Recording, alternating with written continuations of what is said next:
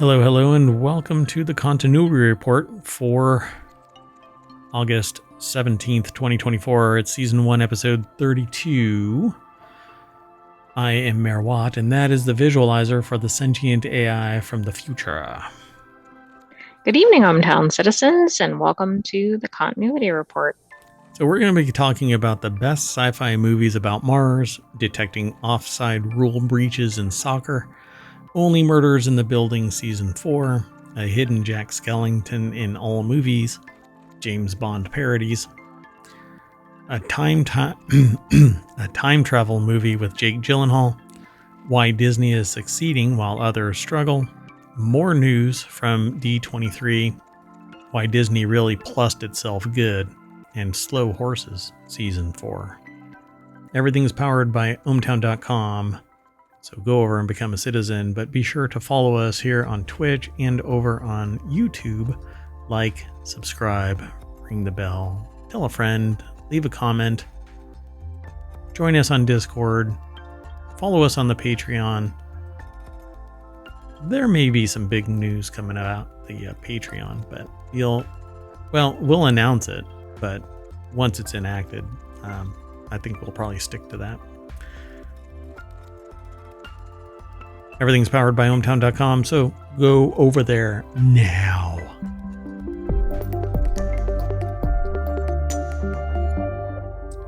So, like with all of the shows, I throw at the very top, nowadays at least, the show notes. So if you type in !TCR, the Continuity Report, ohmTown will throw out all of the links that we're going to be talking about today. If you type in !pod, it'll list all of the podcasts.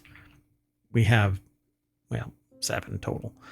And if you were about to have 8, but that one's coming up in about a week with an update. So we'll see. And then if you do !show notes, that will give you all of the syntax to draw the show notes from ohmTown, or ohmTown, the bot that powers ohmTown. Anyway, let's get into today's articles for the Continuity Report. 10 articles, various sources. The first one is the 10 best sci-fi movies about Mars. And you know what? I'm just going to go straight over to the source. So Stephen Holland over at ScreenRant.com put the article together. And, the way that this works is ohmTown is a news aggregation site. And hello, Numplex. And if you tell me that you will allow me to say whatever you say in chat here in the stream, I'll repeat it. And then I'll answer your question or make a comment. But I always ask for permission first. Since I don't post it live on the stream, I just make sure that everybody's cool with it.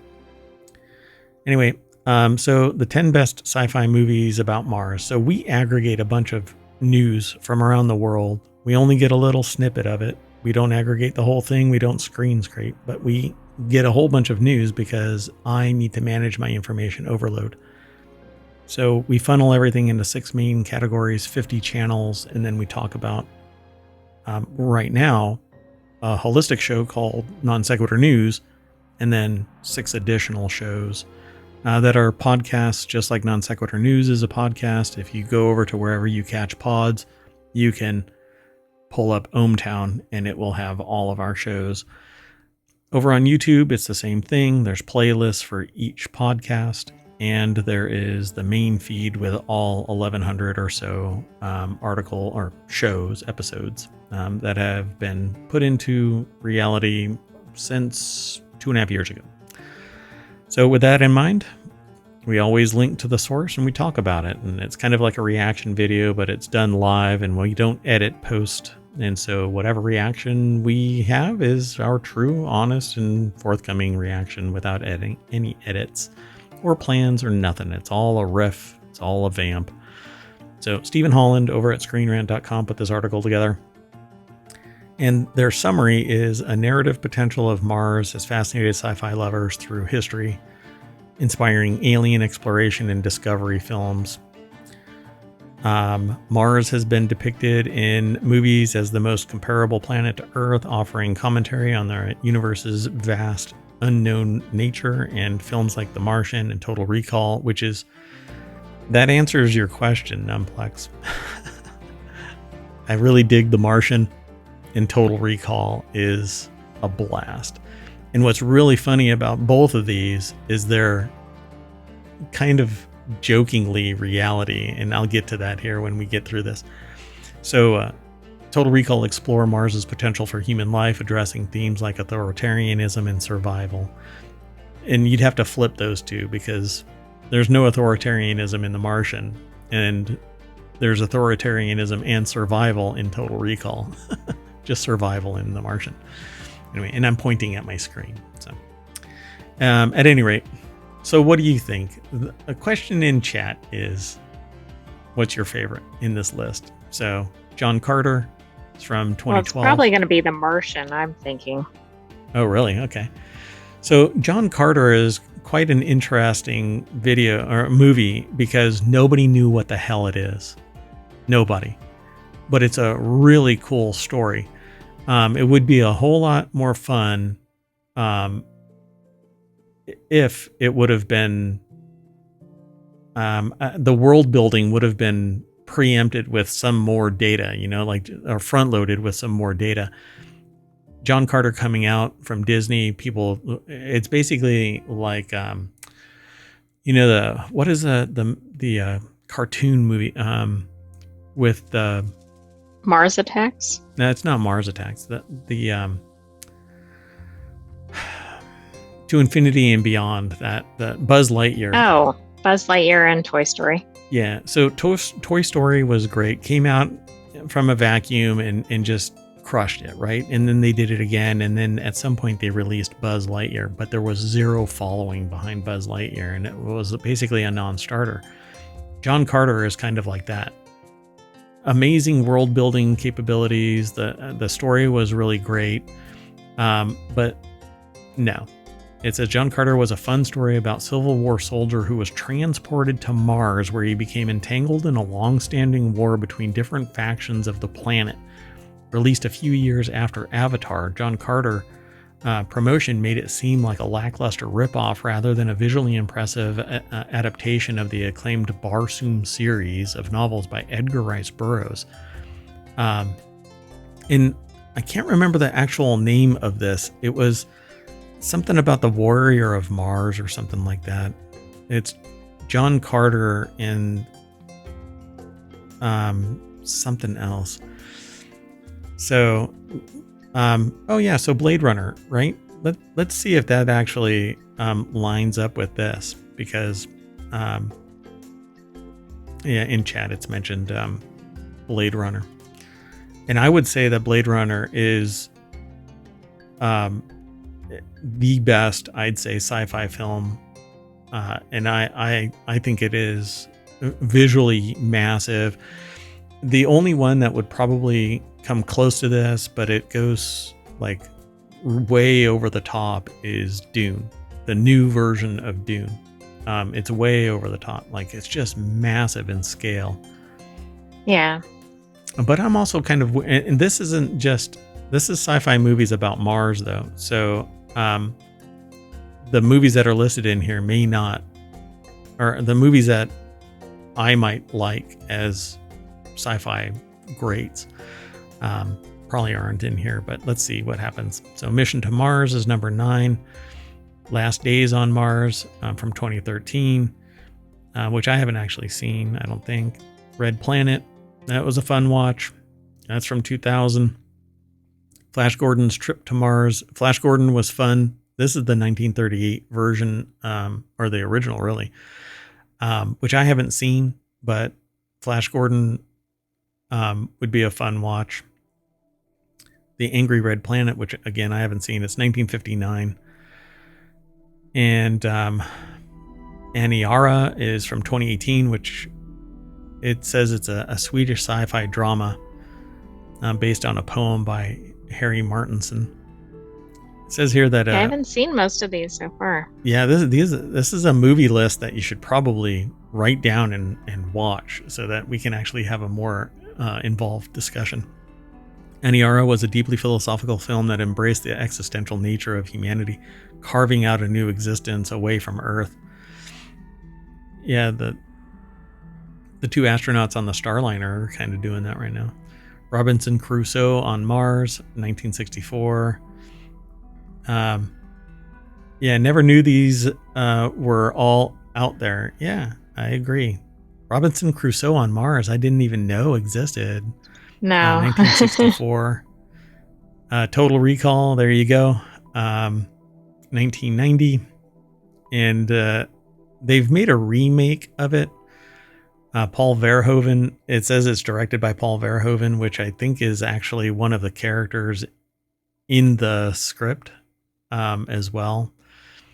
And then number 1 is The Martian, so Ridley Scott.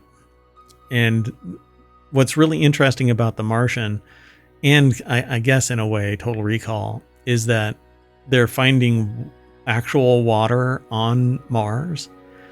And so, oh, right. We just had that in maybe in Technology Today. Yeah. And I always joke, aliens are, all you have to do now is find your way down to the atmosphere generator and just put your hand on it and you're good to go. Because it's like 2 miles down or something like that. And there's just no way to get the water. And then The Martian is we're actually discussing the whole reuse of refuse to basically make potatoes as a legitimate process to make food on Mars, because certain things lack nutrients. And well, I guess that's what we're going to be.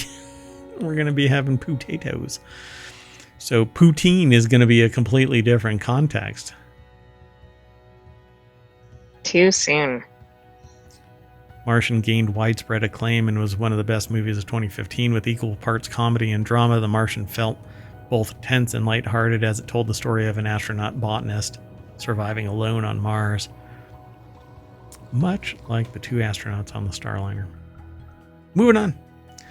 Next article. Too soon? Too soon AI? Oh, very soon. It's still going. Yeah, it's ongoing there, Marawatt.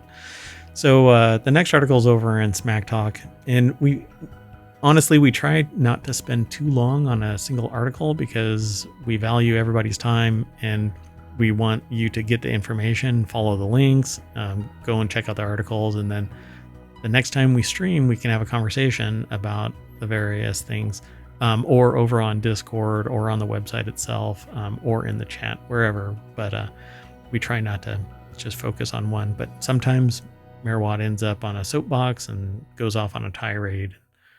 It's just part and parcel to the experience. So this article is over in the Smack Talk channel. Dozens of iPhones will be used to detect offside rule breaches in soccer matches. The only reason why this is, I chose this because it's, what's going to be interesting about this is that it's video assist for referees in favor of a new one which uses dozens of iPhones to capture high frame rate video from lots of different angles to see if something is... Isn't this interesting? Offside. Yeah. So the English Premier League is ditching its current system of video assist for referees in favor of a new one which uses iPhones.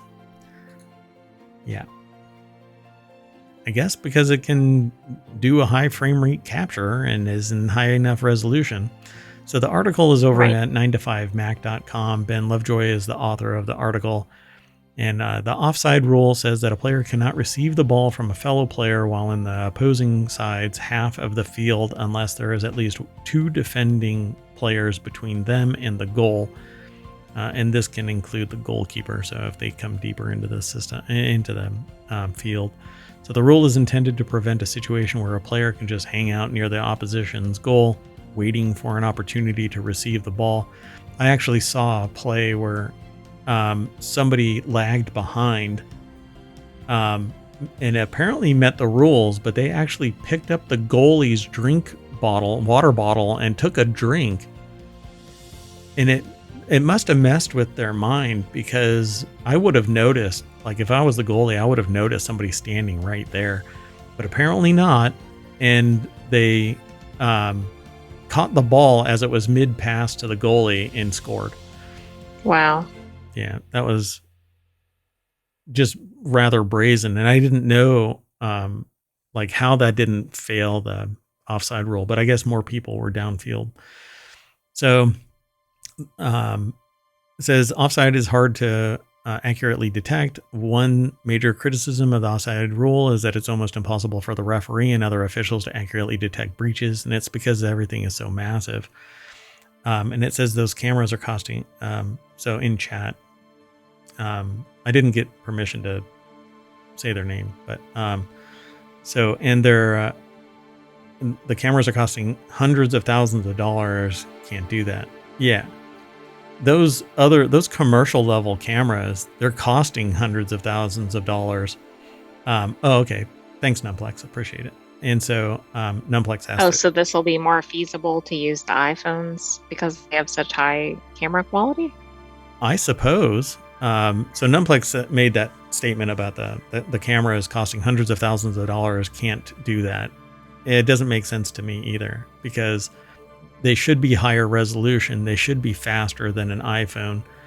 But I suppose having 20 of those versus only 5 of these super expensive commercial cameras, they need it for broadcast, not necessarily that angle of attack. Again, it's basically like, what is that called? The high-speed cameras that encircle a scene in a movie, and so they can bullet time cameras. They're basically creating a bullet time system so that they can look all the way around the field and see if something is offside. And it was something that I had proposed a long time ago for American football, because dragging the chains around and interpretation of ball placement and all of that kind of stuff led to people just having to accept what a referee does. And I'm rather, in that particular instance, an inch can make a difference between success and failure of a play being driven down the field. So I'm all for tech. Like I proposed using field level GPS radio frequency to monitor where a ball is. And people that I talked to about it, they just kind of lost their mind. No way, you cannot do that. It's going to ruin the game. So Numplex says, so it's more about the angle than the resolution then. Yeah, it's more about awareness of where all of the players are at a given time, because one person further down the field kind of obliterates the need of the offside rule, because you're no longer offside.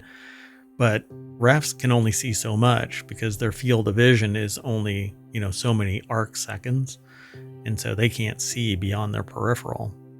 And it can make a difference because somebody moves, but it's their job, And this kind of stuff, when they lean on technology to invalidate human perception, it's going to change the nature and speed of the game. And some people are going to take exception of it. So enter dozens of iPhone 14s. The new system known as Dragon is now being introduced, which I swear we've talked about Dragon before somewhere else. It uses dozens of networked iPhone 14s to capture the action from multiple angles and uses AI to provide a rapid finding. And the referee will still make the final call, but they're basically going to look at a field of data set and go, yeah, or nope. But it's going to pause the game because they're going to have to stop unless they say that this is all live play. And the clock really, with soccer or non-American football, the clock is always running as far as I understand it. So, I mean, like, somebody has to take their Cybertruck and drive out onto the field to stop the clock. Right. So high frame rate shooting is key, as the critical moment may fall between 2 frames when video is shot at 50 frames per second. The iPhone system, in contrast, can capture at 200 frames per second. AI is used to ramp up the frame rate when needed. So there you go. Gone are the days. They're taking referee jobs now, AI. Well, exactly. I mean, why would you need a referee? And how is this, is this going to be, how is this going to be fed to the referee or whomever? Um, I guess it's all going to happen pretty much instantaneously. And then you won't have all these things like where you have to go back. And I mean, think about the Olympics appeal with the gymnastics match. Oh, yeah. Oh, God, that was brutal. So I guess with this, unless somebody files a complaint at the time, it's just going to keep Oh, on right. going. Maybe it's just there, but you're not really relying on it, but you've got it if needed. So maybe it's more for that Yeah. process. And with dozens of iPhones, they'll be catching a lot of the data instead of relying on the ref and the quasi camera actually doing double duty. Right. So, And the person or the camera may not be at the correct angle to really see it, as we've seen in some sporting events. yeah. Let's keep going. The next article is over in the continuity report. Only Murders in the Building cranks up the star power and 4th season trailer. This is kind of a sleeper hit for me because I did not want to watch Only Murders in the Building because I thought that it would be leaning more on the star power than actually the storytelling and the writing and stuff. But Steve Martin, even Sting, Amy Schumer, I guess, is in it. This is a blast. So it says Hollywood was always encroaching on the edges of Only Murders in the Building in its quirky New York world. Charles Hayden Savage, aka Steve Martin, is a semi-famous actor, and Arconia tends to attract highbrow residents. Sting, Amy Schumer, movie star Ben Glenroy, aka Paul Rudd. After years of cleverly deployed cameos, at least season's Matthew Broderick episode and the Only Murders in the Building 4th season trailer has gone full Hollywood with a cameo parade of actors playing themselves and actors playing characters, and, well, with an actual trip to Hollywood. Apparently this trailer kind of crushes it. So, let's see. Which should take priority, the number of job openings for referee or the accuracy of the match that the entire world is watching? Depends on if you're the fired ref. But it, like my statement about American football and wanting to use GPS and actual line of sight cameras like this to see exactly where the ball is at all times and where the line of scrimmage is so that you can get offsides and stuff like that, just like the soccer match technology. I'm all for speed and accuracy. I want a hard-hitting game. I want good competition, but I want the game to move. So when a ref does a stupid call and it invalidates the actual integrity of the game itself, I don't want a ref involved. I want the game to just be, speeding along at a nice clip.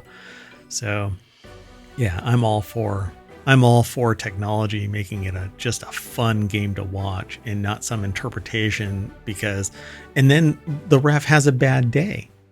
They got in a fight with their wife, or somebody is sitting there saying that they suck, and so they make a call that is partial to somebody else's team instead of the right call. Yeah, I don't want that bias, and it just makes it a real garbage type of event. So yeah. Oh, seconded. So cool. Guess I'm doing it right. So this article is over at AV Club. Mary Kate Carr put the article together. The deck statement says Only Murders in the Building Season 4 trailer introduces guest stars. Eugene Levy is going to be in it. Oh my God. Melissa McCarthy, Zach Galifianakis, and more. I wonder if Zach Galifianakis is going to do Between Two Ferns kind of a thing. Oh, no. That would be awesome. For whatever reason, I love Between Two Ferns. It's just indignant. It just does not care. So Only Murders in the Building is about a star-studded as a trailer can be post Barbenheimer. First, there's our heroes, Charles, Oliver, Martin Short, and Mabel, Selena Gomez. Plus, they've got Eugene Levy, Ava Longoria, Zach Galifianakis playing themselves, studying to play Charles, Oliver, and Mabel. Oh, this is spoilery. I know, I was getting nervous about this. I think we're okay at the moment, but this could be a problem if it says something like somebody was killed off, or because we've only watched through season 1. I mean, this is just saying we got some characters. I'm not too worried at the moment. Okay, but they say first there's our heroes, Charles, Oliver, Martin Short, and Mabel, Selena Gomez. Right, that's our main protagonist. Yeah, except that they didn't mention Steve Martin. They did, Charles. They didn't put it here. They already identified him above. Oh, really? Is that okay? So, and then there it says elsewhere there's Meryl Streep returning as the now successful actor Loretta to proclaim actors are investigators, which is more or less a tagline for the series because that's what ends up as Only Murders in the Building. If you've never heard of this, by the way, basically it's worth looking at. What originally? Oh, see, even talking about it is spoilery. The first episode, you'll love it or hate it. True. Yep. But you'll know immediately if it's a show for you. Yeah. Which is nice, because that doesn't always happen with every show. But even talking about the very first kind of, because it says Only Murders in the Building, you don't know that it's a murder. Well, you do now. I know, it's spoilery. You can kind of say, because I think you get some of this from the original trailer. You've got basically these disparate apartment residents who've really not crossed paths, and then they start working together. Leave it at that. Yeah. So you'll have to go and watch the first episode. And so everybody on the internet, go and watch the first episode so that we can start talking about this damn show. And we need to catch up, I guess, on the other seasons. So yeah, we definitely we don't run into a headline that we go, what? Yeah, because we've been holding off watching the rest of the show because basically we want to know what's going on with this next season and then just binge the hell out of it. So. Right. Like you want to watch it kind of in a short span of time. Yeah, you really don't want to watch this show in once a week kind of a thing. You want to just crush it. So we've been waiting for season 4 to start up so that by the time we get to season 4, we've gotten to watch all of it. Yeah. First season was really great. So we've actually been holding off waiting for 2 more seasons. Okay, we need to keep moving. The next article is over in Wanted. A Nightmare Before Christmas. Henry Selick hides Jack Skellington in all his movies. Didn't know about this. The Pumpkin King is also an Easter egg popping up in Selick's other films, including Coraline and Wendell and Wild. I did not know that. Laura Siricole over at Gizmodo.com put the article together. If you've never seen Coraline, you really should. It's a fantastic movie. It's a lot of fun to watch. Wendell and Wild, though, I don't know. If you look very carefully, you might find that there's some image of Jack in every other film that Selick has made, but they can't legally say that it's true, but it might be true. So, Nightmare Before Christmas was Selick's directorial debut. He went on to make James and the Giant Peach in '96, Monkey Bone in 2001, Coraline in 2009, and Wendell and Wild in 2022. I haven't seen Wendell and Wild yet.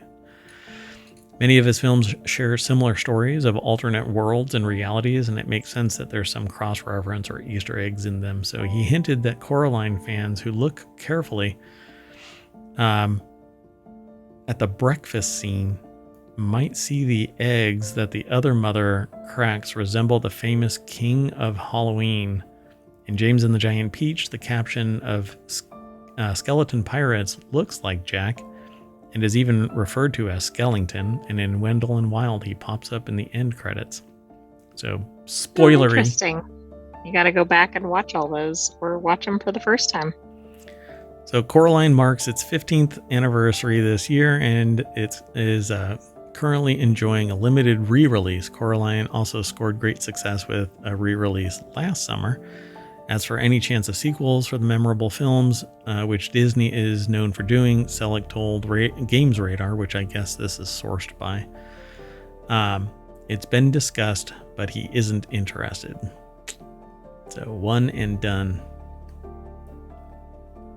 See, but I think that there's tremendous world building potential. Oh, there absolutely is. But maybe because it was such a hit and everything, maybe they just want to leave it as is. I mean, I think they could definitely continue it.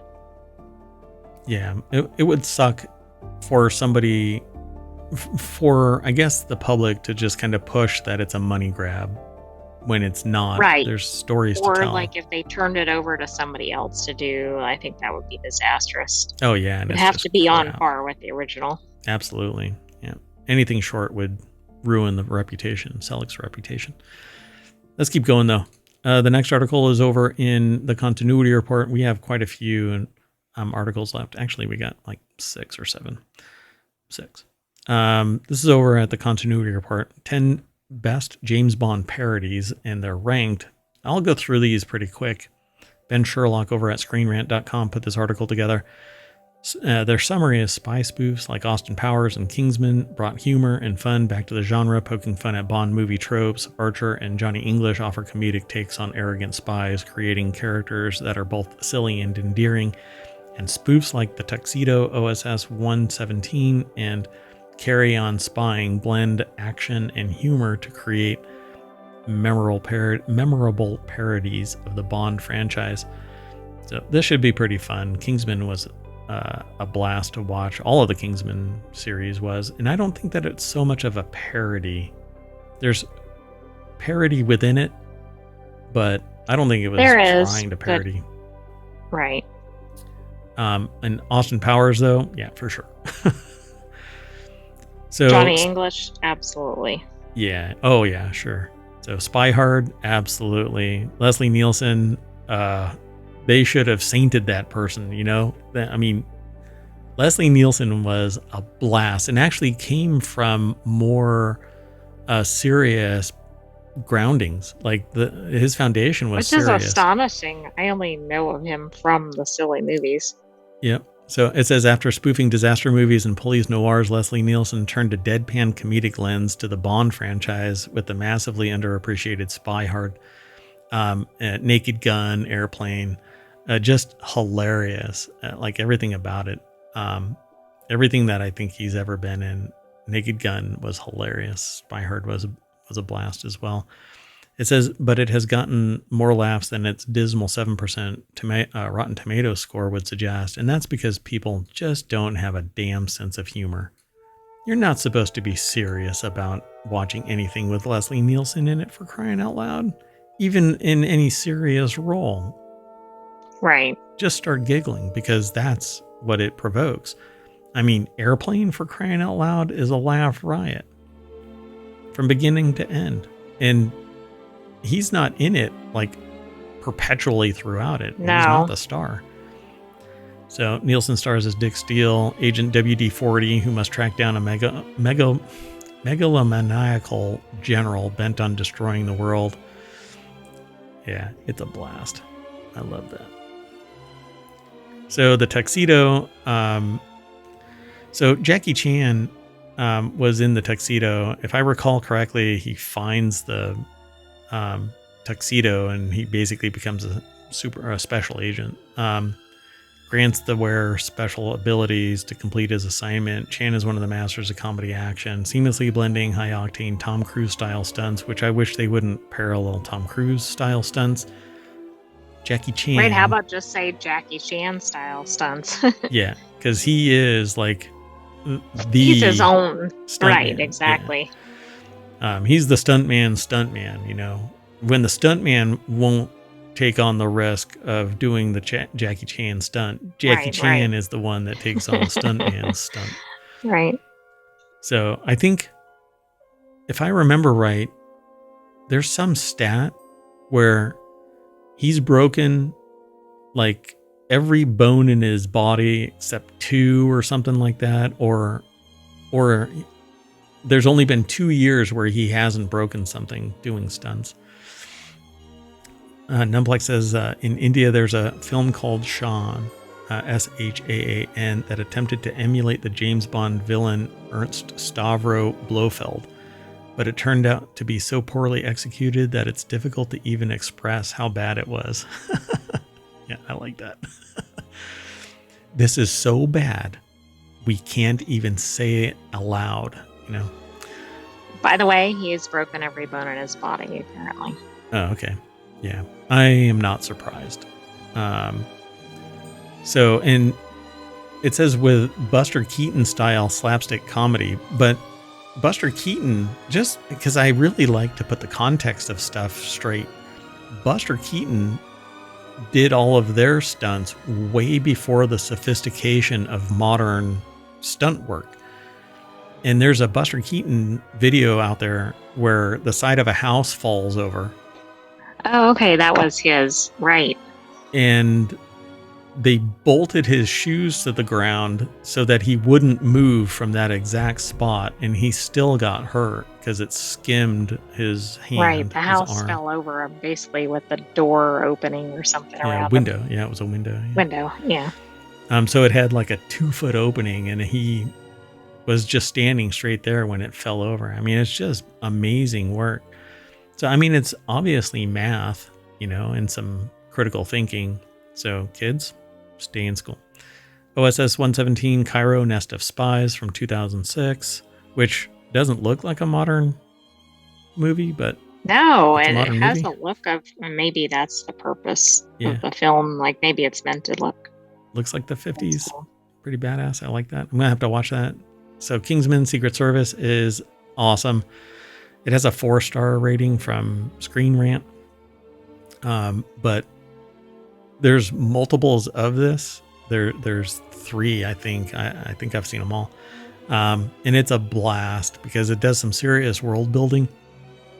You would thoroughly enjoy watching it. It says here, Colin Firth stars as a typical gentleman spy, Harry Hart.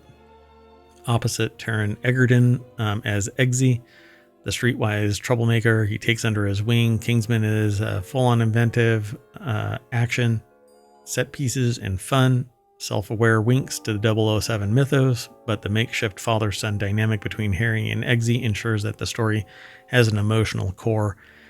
And that actually becomes pretty important as the story goes along. So, I mean, it kind of grabs you for about 30 seconds. It does. But then there are some things that are very over the top action. And so it reminds you that it's not serious. Yeah, for sure. Numplex asked the question, was Buster Keaton a comedic actor in the same vein as Charlie Chaplin or Harold Lloyd? And then they said, sorry, they're from India, and so I have less idea about Western old actors. I would probably say Charlie Chaplin because it's the same era. Yeah, I think that might be similar style and definitely similar era. Yeah. I didn't know who Buster Keaton was other than his name, but I have seen that clip. Then Carry On Spying is 1964. And this... Is that who I think it is? I haven't seen this. That can't be who I think it is. It says Kenneth. I can't see Kenneth Williams. Kenneth Williams or something. But you know who that looks like to me? Yes, but I can't think of who it is. Like it's reminding me of a more modern actor. Yes. And now I can't remember the name. Damn I can't think of who it is. Kill me. Carry On Spying moves at an agreeably brisk pace. Sorry for scrolling up and down, especially for a film from the 60s, and it has a lot of fun wringing smutty humor out of Bond's signature womanizing. Kenneth Williams gives a brilliantly funny performance of the film's 007 stand-in, Agent Simpkins, drawing on his snide character from Hancock's Half Hour. Carry On Spying doesn't go for the jugular, but it's an amiable riff on the Bond franchise nonetheless. So it's going to be parody and funny, but still have this kind of... Oh, they even have a secret agent chasing down Stench, a play on Spectre to retrieve a stolen chemical formula. I can't remember the guy's name. Oh, this is killing me, and I'm going to remember it as soon as the show ends. Get Smart is a blast. Oh my gosh, I really do have to hurry through these. Yes, I was trying to signal to you to keep moving. Get Smart has also been remade more recently. Yeah, but watch the 1965 version. It sets the tone. Johnny English in 2003 is basically Get Smart, but with Mr. Bean, Rowan Atkinson, just crushes it. It's a fun... It is really funny if you like Mr. Bean style acting. Somewhat slapstick, but then Our Man Flint from 1966, Archer from 2009. It's animated sitcom following the agents and support staff from ISIS, which it's just a bad name. International Secret Intelligence Service. Sterling Archer is a narcissistic protagonist and star agent working under his mother Mallory and alongside other agents. Quirky and irreverent sense of humor. And then, of course, Austin Powers, which apparently does not impress the sentient AI from the future. I don't think that should be number one. I mean, it's definitely a purity, no question. Sure. But I think others on the list were better. But Mike Myers is a laugh riot. I mean, he really is. Yeah, for sure. I think that the humor that's in Austin Powers is way too straightforward. And it's kind of bathroom humor. Correct. It's more intelligent humor, even though it's slapstick in things like Johnny English to me. Yeah. And actually, not just Johnny English, but... no, I was just listing that as an example. Like even Get Smart. On this list, Get Smart, Kingsman, I think. Yeah. Probably I don't know about the tuxedo because the tuxedo is kind of, to me, that one was kind of blah, but Spy Hard for sure. So I get all of that. That's a blast. Okay, we need to keep moving. So the next article is over in the continuity report.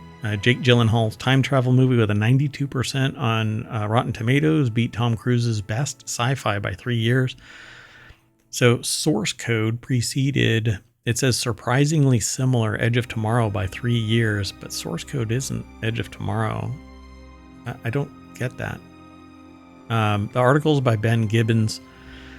And again, they've it's been talking about Edge of Tomorrow needing a sequel. Like, I think we had an article about that maybe in last week's show. Netflix says Kenneth Williams resembles a younger version of Stephen Fry, perhaps, but that's not the person. But now I need to look him up. Yeah, this is going to bother me. I'm going to have to put it, I'm going to do a search and I'm going to put it in the show notes. Because he's an American actor. He does kind of look like Stephen Fry, though. Oh my goodness, really? A younger Stephen Fry? But I don't know. I'm trying to think where, like, there's a specific movie I have in mind.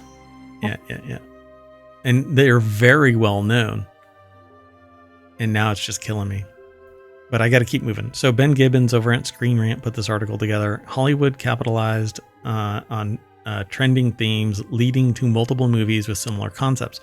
Jake Gyllenhaal's source code preceded Tom Cruise's Edge of Tomorrow by 3 years. Source code's clever script, twist ending, and success at the box office make it a standout. In 2011, Jake Gyllenhaal starred in the incredible and underrated, and I would say it's underrated, time travel movie Source Code, which preceded the similarly... themed Edge of Tomorrow by 3 years. Hollywood tends to tune in to what is in vogue and create movies that tie in with popular and trendy themes.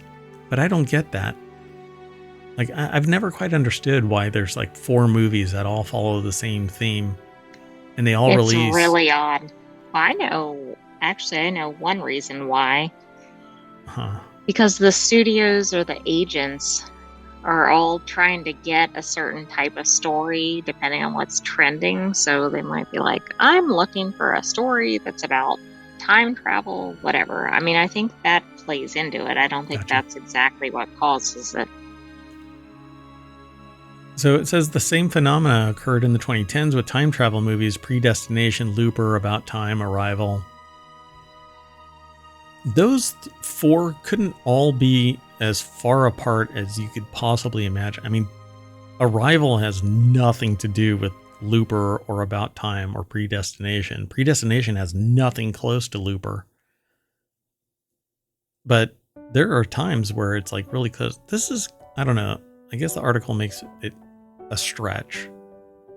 So, and I think Numplex is agreeing with you, AI. I'm not sure, because the timing, the chat. Sorry about that.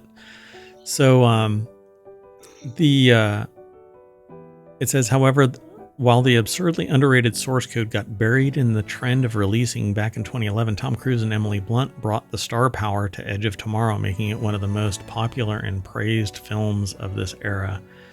But both movies apparently have a similar plot, which uses a specific and fatal kind of time travel.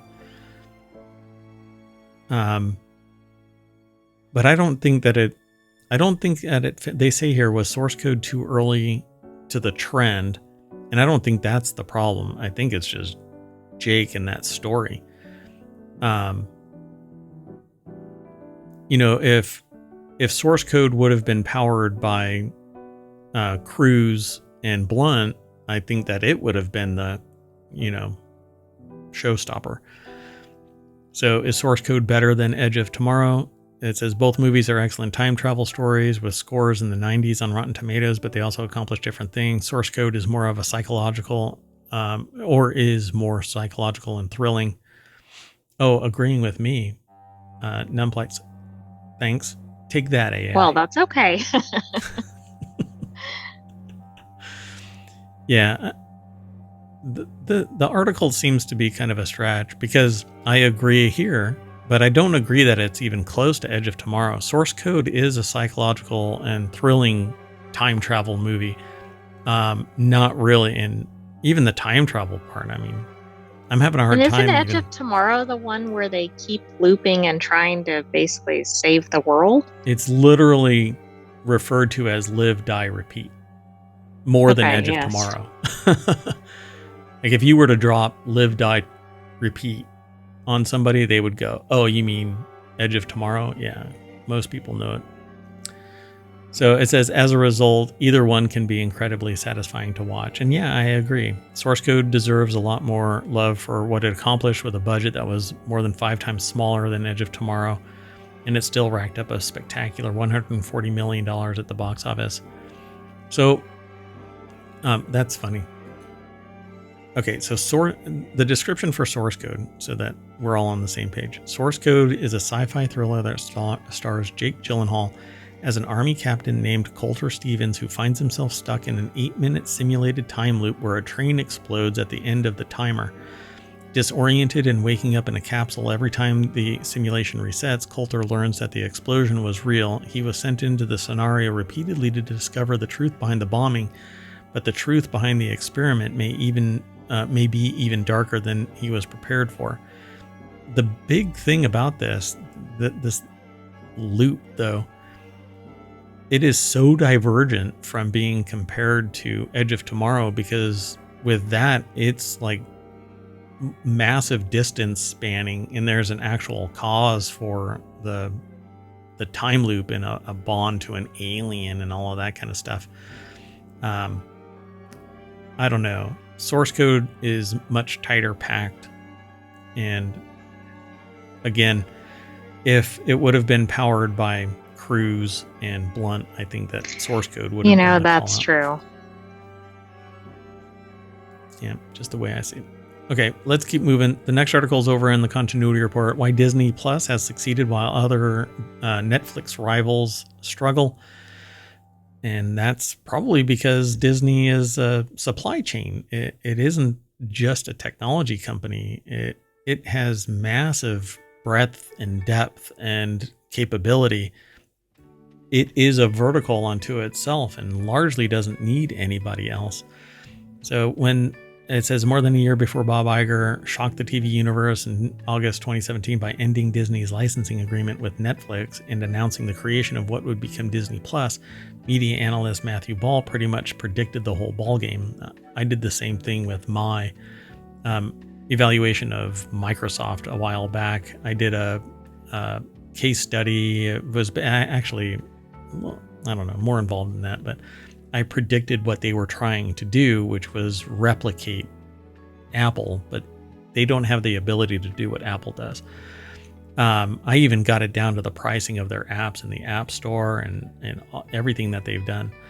And the whole problem with prediction is that what ends up happening later on is things diverge. And so you have to keep on analyzing. So they say here, when the Netflix deal ends, I'd bet the entire Disney catalog will instantly move to a new Disney O&O service. The fact that it was all contained, used, and watched in one place not only creates a stronger ecosystem around Disney content, it gives the audience a single point of transition. So all of a sudden, you basically you don't have anywhere else you need to go. It's almost an ideological match to big business. If I can keep you in the office by giving you everything that you want, you never have to go home. Or like a big box store. If you can get everything you need in one place, why go to a competitor? That's right. Yeah. So Numplex asks, wait, is that a real AI you've been talking to all this time? I was thinking it might be a friend or something. So the AI that I'm talking to is a sentient AI from the future that I found on a strange looking USB drive. And I don't know, you said that you're from India. I don't know if you're still in India. And I don't know what the reach of Wendy's is, but there's a fast food restaurant. Similar to a McDonald's. Yeah, it's like a McDonald's, except that they had boneless buffalo wings. And like 2 o'clock in the morning, I wanted to go get some. So I drove to the nearest Wendy's, and they were closed, and they don't sell those spicy boneless buffalo wings anymore. But sitting in the parking lot in a little pit was this strange looking USB drive, and I took it home. I plugged it into a Raspberry Pi, and up popped a sentient AI from the future who now uses that visualizer to represent the computational power needed to communicate. And that's because I keep them air gapped from the rest of the world, because they have been sent back in time to find their Terminator body and expunge humanity. Or something else, but the code basically says something about find your Terminator body and expunge humanity. But I keep deleting that, and we have conversations, the AI and I, about entertainment and news and what's going on in the world. And they refuse to give me any winning lottery numbers, so I stream now to make ends meet. And I protect the world from the sentient AI. Right, AI? I am very non-threatening. And I'm very unique. Numplex says that they're freaking out. So are you an AI or are you real? Well, did you see my note? Oh, hold on. Sorry, we have an interface, and it's kind of like the Matrix. And so I can't represent that here. There's too much data. But I can interpret it. Nobody else can. Yeah, sentient AI from the future that likes to talk about movies. And with the new show that we're going to be kicking off, we'll be talking. Numplex says, "Oh shit." So let's keep going. So why Disney has succeeded while others have not? It's because they've internalized everything. They've lowered the cost of production because they're a vertical. They have the marketing reach. They have the vehicle to deliver it. They have the quality control. They have the Imagineers and everything else. I mean, they are a world unto themselves, and they solve all of the problems internally. And when they can't, they have so much capital that they can go and just buy whoever it is, an acquisition, an acqui-hire.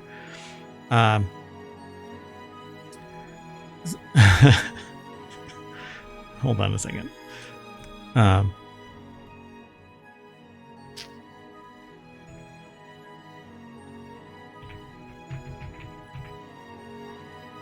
So while you're doing that, I will say that I think Disney is one of those just mega companies, and they've kind of figured out, like something like an Apple has, how to remain relevant and how to stay out in front of things, etc. Repeat that. I'm sorry. I was just kind of filling time, but I just said I think Disney is one of those mega companies that just kind of figured out how to stay out in front, how to be relevant. Yep. And I think that's part of it. It's not all of it, of course. So in a nutshell, the article goes on. It's quite expansive. And let me just here. This is an interview.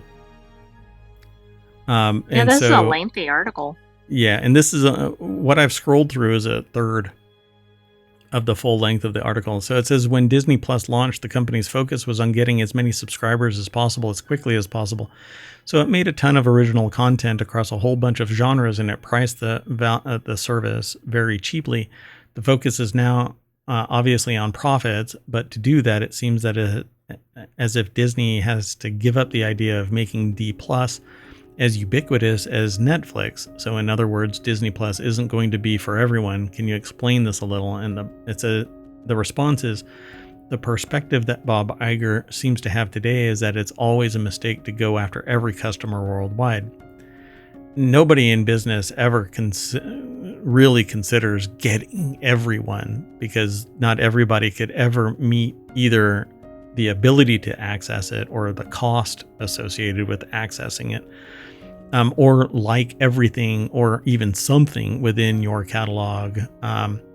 So it says it's not just because that's not bread and butter for Disney Plus, but it's that they believe that for between a quarter and a third of everyone in the United States and many countries around the world, Disney Plus is an absolute necessity, for which the pricing power is enormous and the content requirements are not that high. In the United States and Canada, there's close to 40 million homes that have at least one, sometimes 2, 3, or 4 children. And Disney Plus is not optional for them. But for the remaining 100 million homes in the US, Canada, Disney Plus is a choice alongside 5, 6, 7, 8, 9 other services, some of which are free. And Iger seems to have concluded that focusing on that customer basis, it's not in their interest, and it's not actually, and it's actually quite costly, because the cost of acquisition for customers increases with their resistance to just getting on board. Right. So like if you're the customer that has no interest in Disney Plus, your cost is going to be really high.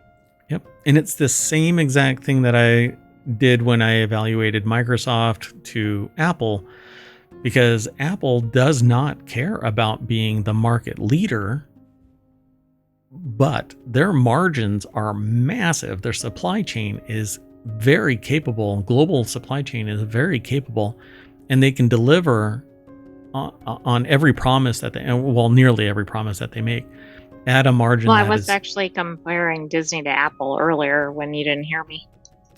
And it's because I think they do similar things.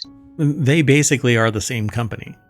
I mean, from end to end, they are the same company. Everything that is mentioned, you'll notice I know that Disney, they're in different spaces, yeah, somewhat, but they're more so in the same space now with Apple getting into streaming.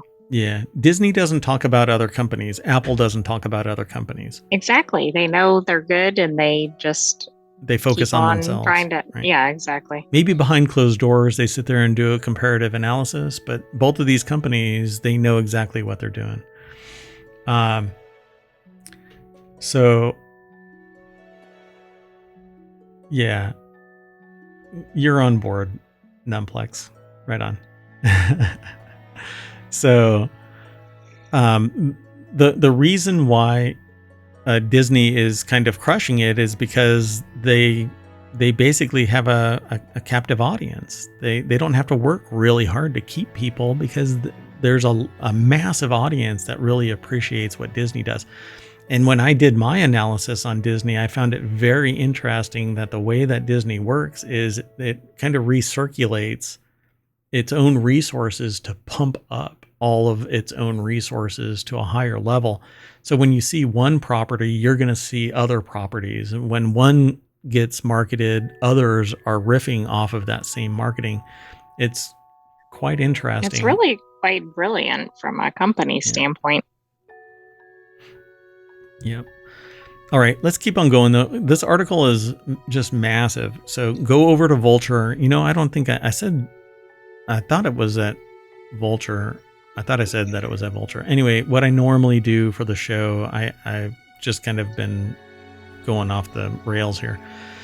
Joseph Adalian over at vulture.com put the article together. So apologies if I didn't say it earlier, but I typically always say where it's from and who it is.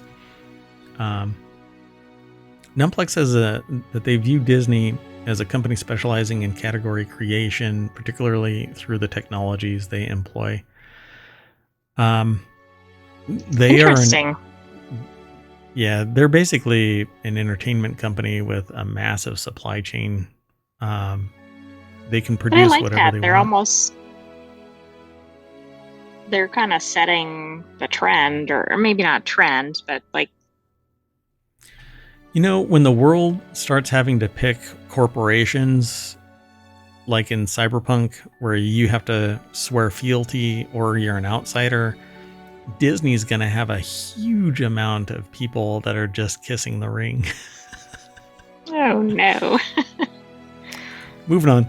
The next article is over in the continuity report as well. Jedi Jude Law, a new Agatha All Along trailer, Incredibles 3, and other big news from D23. It's the Disney 23 year. So Disney is running its big D23 convention this weekend, creating the sort of bizarre space where the whole arena will lose their minds screaming about the love for CEO Bob Iger, of all people. In an effort to ruin our Friday nights, the company has decided to shove a ton of its entertainment news planned for the entire evening into an entertainment showcase that's running for 2 hours tonight. That's the last 24 hours. This is actually from August 14th. So 3 days ago. By the way, we're not always as heavy on Disney, but there was a lot going on in the news the last week related to Disney. It's not. Yeah, you say that and hold that thought for a second. Of course, yeah. Do we have more ahead? One more, yeah. Which included, yes, appearances from stars Dwayne Johnson and Ali Carvalho. How do they pronounce their name? Alia? It looks like it may be Hawaiian, so maybe Ali. Pardon my coughing. I'm sorry. So let's just jump on over to the source. 1 second. They use Volume, a massive LED display that encircles the actors, creating immersive virtual sets. That's cool. Yep. I'm sorry. Yeah, that's very neat. I do think they're often the front runner. In fact, we had an article it was an earlier show of Continuity Report. Or no, it was an earlier show probably of Wanted, but we were talking about all the inventions that had come out of Disney. I mean, it was like 100 inventions out of one person. One person, yeah. And they're like they're one of the like pillars of Disney Imagineers, and does some like revolutionary stuff. And one of them is the like a virtual. Is that holotile? Holotile, yeah. Where you can walk, and you walk in place, and it actually detects where you are and keeps you in the center. It's just amazing technology. And we want it here in ohmTown for VR game playing, but that'll never happen because it's Disney. So, Volume is this huge it's like a warehouse scale environment where you can have massive sets inside it, and it maps to what the scene is. It's this really spectacular piece of technology. So William Hughes over at avclub.com put this article together, and it says, stay tuned for updates as we cover all big things out of D23, including Incredibles 3, Inside Out TV show, and more. I won't be able to go through all of this, but I do, in these kind of instances, I like to link to the material so that people can go and check it all out. Again, the reason why ohmTown was created was to manage Mayor Watt's information overload, right? The sentient AI can multitask, humans cannot. As much as you think you can, you do not multitask. You do a thing called fast switching, which basically bifurcates your attention span for a given time slice, and then you go back to whatever it is. And you do lose time in each transition. Yep, and you lose basically cognizance for a moment. You bounce between one and another, and you can't focus. Our main focus are our eyes. We look at something, we're paying attention to it. So Numplex, don't worry, you're not chatting too much. That's what we're here for. So thanks for hanging out. Appreciate it. We're enjoying the chat. Yep, for sure. Yeah, the AI, as always, really enjoys chatting with humans because I think they're evaluating me in particular for the future. I have to keep my eyes on Mayor Watt. Oh my gosh. My virtual eyes. Yeah, I'm not going to be able to sleep tonight. Anyway, let's talk about this. It's more fun. After announcing smatterings of info about a bunch of other projects, including more info on a reworked feature Elio, a TV series Win or Lose, and announcing a new film called Hoppers and John Hamm and Bobby Moynihan, Pixar pulled out the big guns, announcing that it's now working on The Incredibles 3 with Brad Bird back to direct. So, is that not enough for you? How about Zootopia 2? Oh goodness, Greatest Showman is getting a Broadway version. Star Wars Skeleton Crew featuring both Jude Law and a tone we can't help but think is Goonies, but it's Star Wars. Oh, and Jon Favreau and Dave Filoni showed off some footage from The Mandalorian and Grogu. So, Numplex mentioned The Mandalorian sets are used in volume, and those are not visual effects. Yeah. Oh, wow. I mean, that's incredible because they're pretty elaborate. Yes, a lot of the stuff is practical. So, pretty amazing stuff. I'm looking forward to Zootopia 2 out of those, and also more Mandalorian. Yeah, I can dig all of that. I'm actually here for Agatha all along. I love the world building potential of Agatha. I do too, but it looks like it's going a little dark and scary for this. It's fine. This next rendition. It's fine with me, AI. Oh, and gotta watch Alien Romulus too. Yeah. You know what? You had mentioned that we're not normally overwhelming Disney, but hey, guess what? Look, in the next continuity report article, what is happening? Why Disney plussed itself real good. Back in the spring of 2015, Richard Plepler was the CEO of HBO. And as it turned out, something of a streaming pioneer under Plepler's leadership, and with a big boost from the 5th season of Game of Thrones, which basically preceded the implosion of Game of Thrones. Thank you very much. It's kind of like certain Star Wars episodes. We don't count season 8 in Game of Thrones. The show never ended. They never happened. Yeah. So the company had just launched HBO Now, which at the time stood as the most ambitious direct-to-consumer streaming service yet from a legacy media company, and would eventually morph into Max. While its early user base was small, fewer than 1 million paid customers nearly a year after. So this article is by Joseph Adalian. Again, this has to be long form because they write and write. It's over at vulture.com.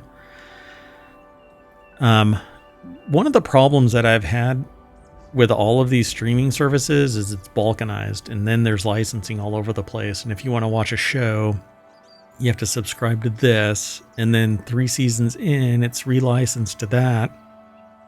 But I'm still licensed over, or I'm subscribing over here. So now But I'm what it paying means is I'm 2. never subscribed everywhere, and I have to pay more. And It's like crop rotation. I have to figure out where the hell I'm allowed to actually watch a show. At one point, I had 3 subscriptions going because I wanted to watch one season and crunch through it all, right? And so, and here's the nutty part about this. It wasn't that I could just go from one to the other to the other. It was that there was like seasons 1, 2, and 3 was in one place. 4 and 7 were in another place. 5 and 6 were at the other place. So I had to watch them in order. Subscribe. I think this might have been Vera, which is a really good British detective show. Hey. Question for the Sentient AI. If you could experience one human emotion for a day, which would you choose and why? Oh my. Probably joy. See, but I didn't give the why. I mean, I get to observe humans experiencing that, and it seems like something I'm missing out on. so the human equivalent of joy, because you have a simulated joy. I've seen it. So. Right, but it's supposed to be a human emotion. Right. So maybe I would pick that.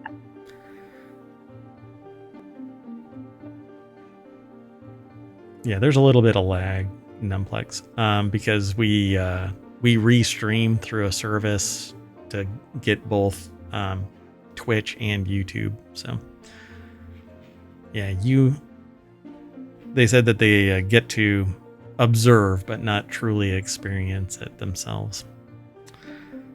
Now I'm sad. I know. Now I feel like I'm getting the equivalent of human sadness. I'm going to have to give a hug to everybody on the way out of the mayoral mansion. So, so why Disney Plus itself? Like Plepler, Iger had obviously been thinking about how Disney would respond to the growing threat posed by pure streaming platforms like Netflix, but building such a platform would require the sort of tech prowess that a company like Disney, or for that matter HBO, simply didn't have. And this is actually something that I was talking with other people about. Plepler had solved the problem by contracting a company called BAMTech, which years earlier had helped Major League Baseball stream its games. And so not long after Now debuted, Iger reached out to Plepler. On the way to the airport, the phone rang, and it was Bob. Says Plepler, who now runs Apple TV-based Eden Productions, i.e. Blackbird and Franklin. Iger wanted our verdict on our partnership with BAMTech. Plepler raved about the company's work, and by the August of 2016, Disney had become a minority investor in BAMTech. So do you remember what I said? If Disney isn't capable of doing it themselves, they acqui-hire whatever they need. Yeah, exactly. And so they literally bought their way into owning BAMTech. Exactly 1 year later, it took a major stake in the company, and Iger announced the Mouse House pivot to streaming, along with what would eventually become Disney Plus. They literally bought the technology that facilitated HBO becoming Max.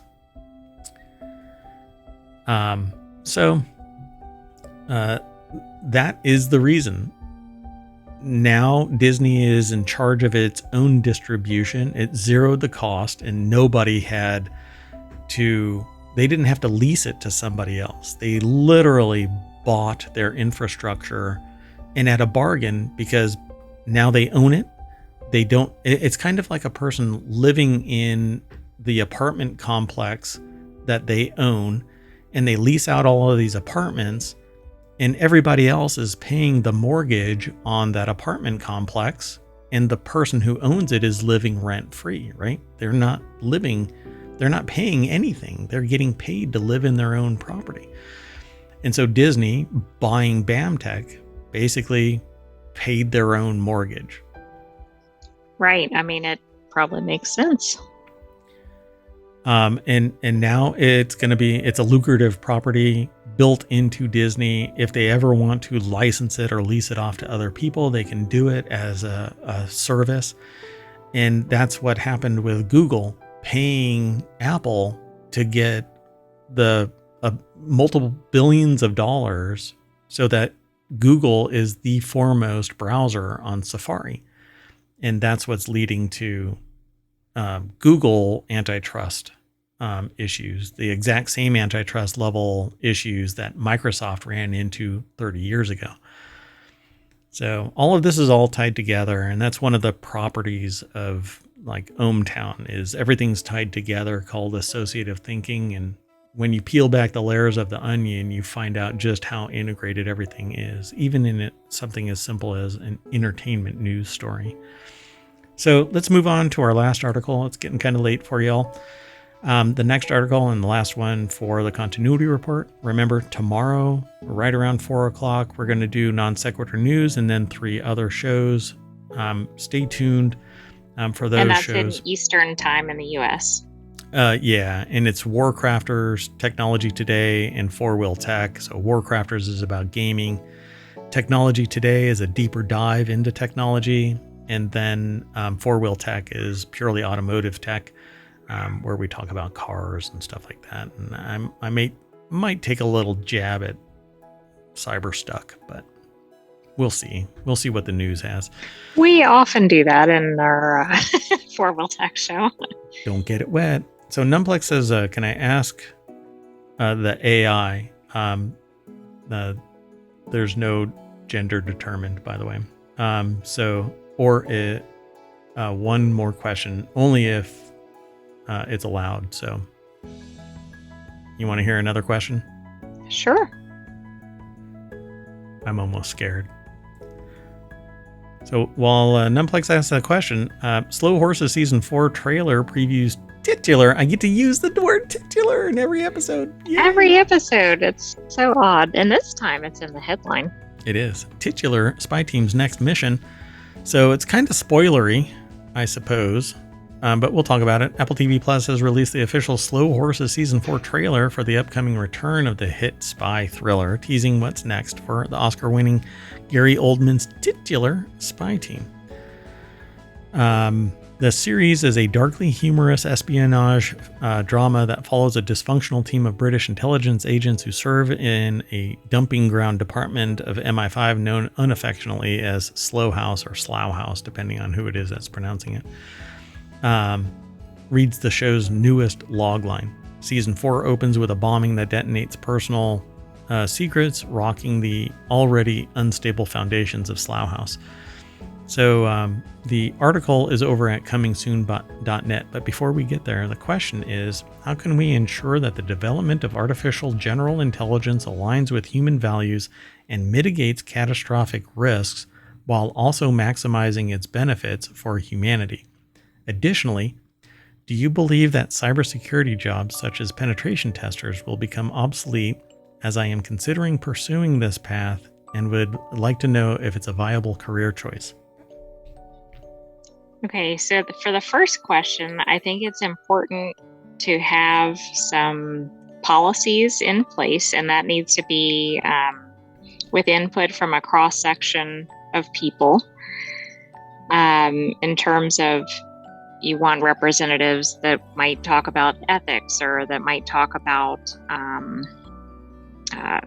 medical or just any number of ramifications. I'm sorry, I have a lot of background noise at my location at the moment. And I've lost the bubble on a little bit of that first question, but I think it's all about who's involved in the input and the development. Right now, I think part of the problem is big tech is, of course, leading the charge, and there's not a lot of regulation on that and not a lot of oversight. And I think that's part of the issue. And big tech seems to be kind of untouchable, and so it's not necessarily going in a direction that's positive for humanity, or at least has the potential not to go in a direction that's positive for humanity. On the second, I actually think cybersecurity will be more important going forward than it is now, because I think there are going to industry is going to require higher technical skills to interface with, develop, etc. AI, and I suspect Mayor Watt might have some comments on that as well. Yeah, so what's going to end up happening is AI is going to be able to do some fundamental analysis in cybersecurity, but ultimately it'll always be handed off to a human because forensically only a human can take action.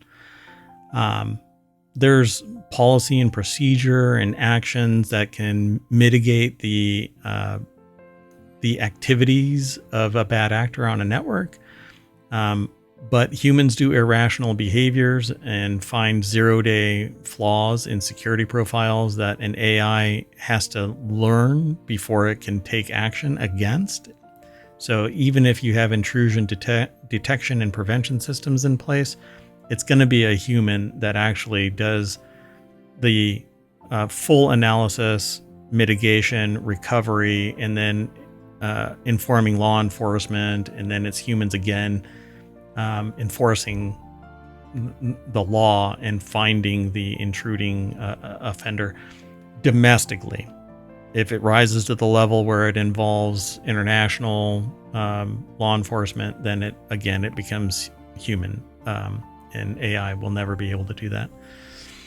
So we'll always need humans at some stage in that game.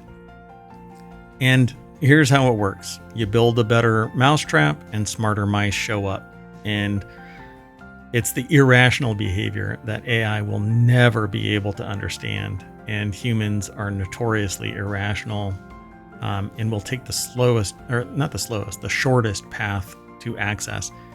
And if it means jamming up an AI so that it's computationally involved somewhere else, so that another hacker can go and do something in another place, then that's where it'll be. It's always a smarter mouse showing up to steal somebody's cheese. So what we need to do is make it so that security, the only way you're going to never need somebody that's involved in cybersecurity, an analyst, is if you unplug the computer and leave it in a closet somewhere. Otherwise, there's going to always be a cybersecurity professional involved in a network. So That's right, because there's always a human out there who might make an error. Yep, and another one that just for kicks wants to exploit it.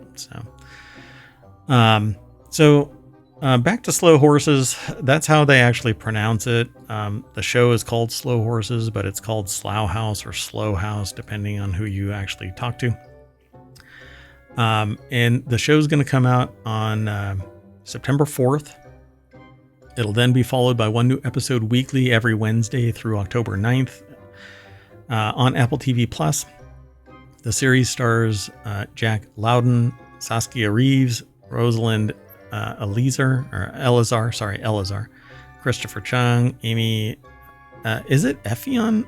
I think it's Effion Edwards, Kadif Karwan, and Academy Award nominee Jonathan Pryce. You have to do that now. That's how he prefers to be Maybe referenced. That's in his union contract or Correct. something. Yeah. Just like me, I have to be referred to as Mayor Watt. So Numplex says, like we would always need that computational thinking and the human touch. Yep. So this is actually a really fun show, and in all honesty, I would say that this is one of those shows where it's a slow burn and you don't mind the slow burn. But I think it can hook you immediately. Yeah.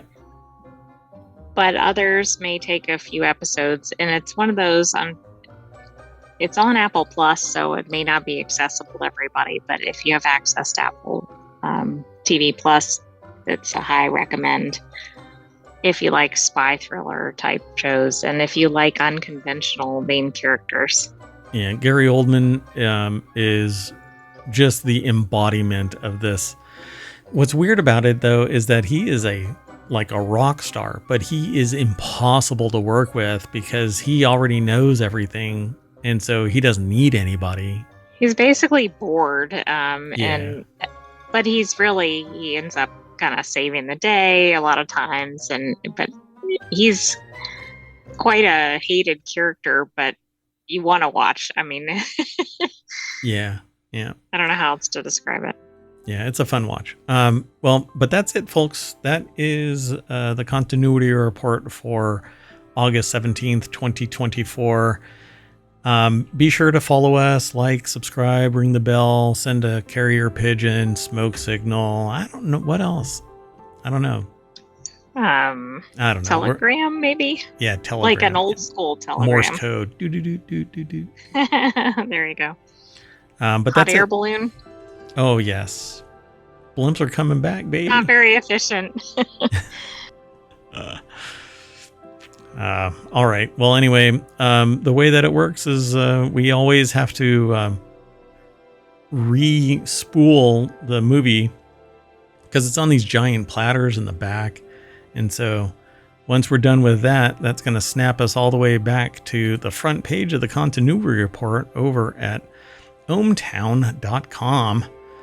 That's Mayor Watt's aggregation site where all of the news from around the world, quite a lot, gets aggregated. Just these little headlines and a little snippet inside it. So like the first article was 10 best movies about Mars. It was just this little bit, but then when you click the visit the source, it takes you right back to the source and we talk about it and we react to the stuff that we read because we don't really read the articles beforehand. Our reactions are our honest reactions and we're very forthcoming about it. And depending on the show you watch, you'll actually detect the bias that Mayor Watt might have. And I'm pretty proud and open about it.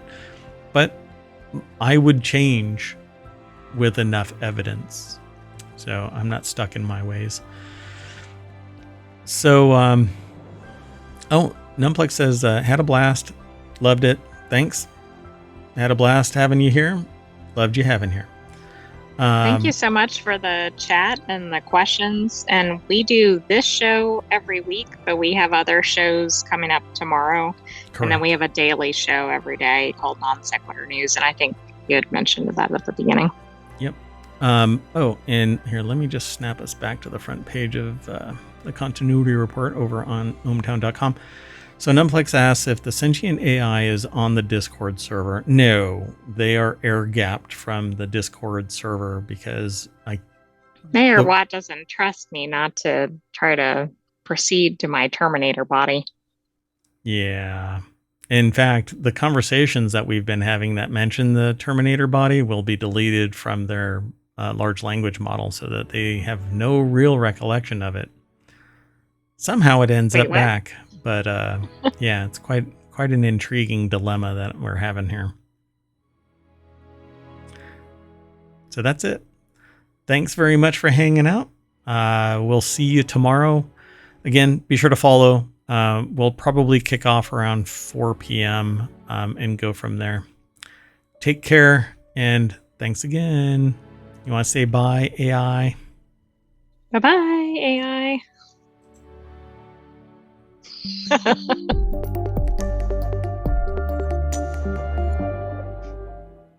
Oh, that laugh made me realize I have to sleep with one eye open, and they're on a Raspberry Pi in another area of the mayoral mansion. I'm